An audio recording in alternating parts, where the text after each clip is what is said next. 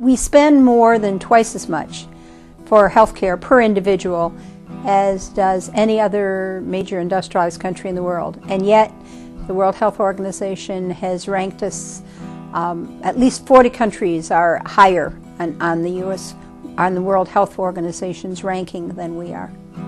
So our outcomes are not so good, even though we spend an awful lot of money. And we have this huge amount of individuals who are uncovered, from 45 to 50 million who have no insurance at all. A large number, perhaps as large as that, who are underinsured.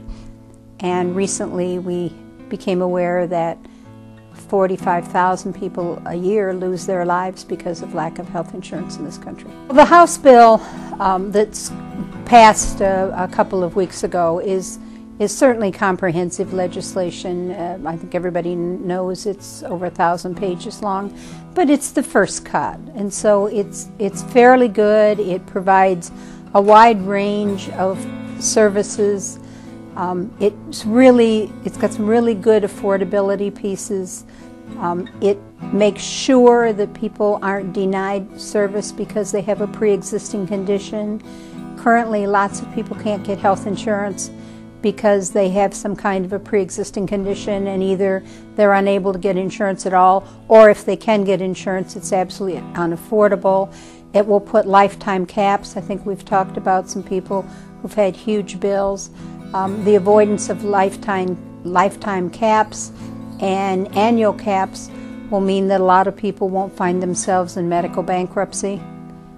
Probably save quite a few homes from foreclosure if people don't have to worry about lifetime caps. So there's a fair amount of insurance reform in that legislation, as well as a set of comprehensive benefits, along with lots of other things. I think everybody recognizes right now that the legislation that's been introduced, both in the House and in the Senate, are kind of moving targets. In fact, debates going on in the Senate right now. They're staying late, they're working through the weekends trying to come up with a final piece of Senate legislation, which will then get merged with what the House has developed.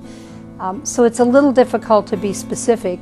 It's really clear that all of the bills have provisions for very small businesses that will allow very small business owners to get help.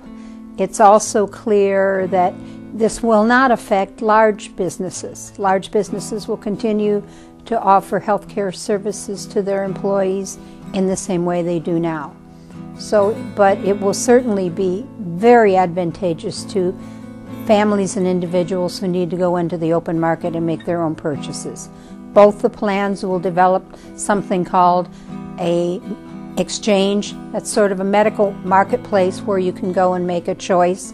It's also the place that low and moderate income families, up to 400% of poverty, will be able to get some assistance in paying for the premium costs.